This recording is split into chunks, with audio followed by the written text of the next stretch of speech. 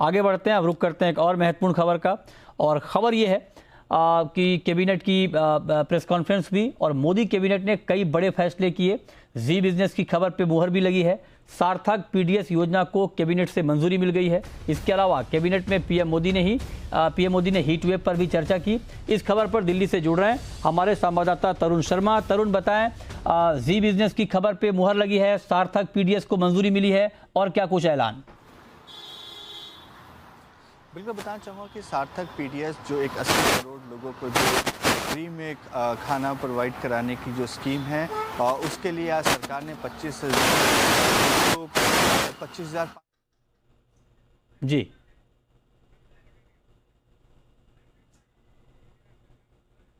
Okay.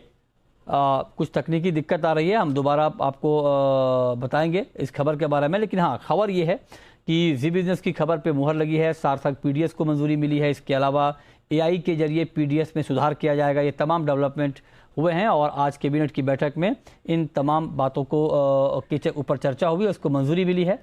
तो एक बड़ा फैसला। और तरुण एक बार फिर से जुड़ चुके हैं। तरुण जी, कंटिन्यू करें, बताएं।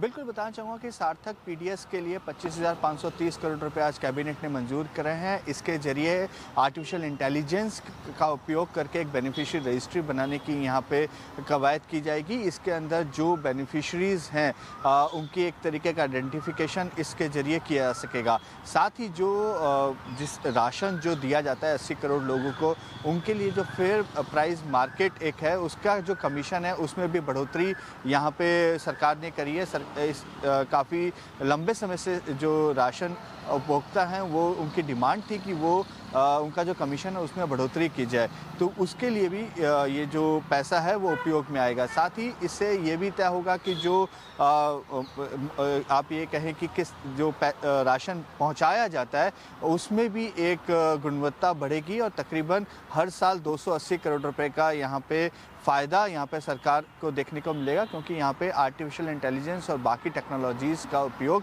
इस पीडीएस स्कीम के लिए किया जाएगा। एक तो ये एक बड़ा फैसला आज की कैबिनेट ने लिया है। आज कैबिनेट और सीसीए दोनों की बैठक थी और ये जो फैसला 25,530 करोड़ रुपए का हुआ है, ये सीसीए ने आज फैसला लिया है।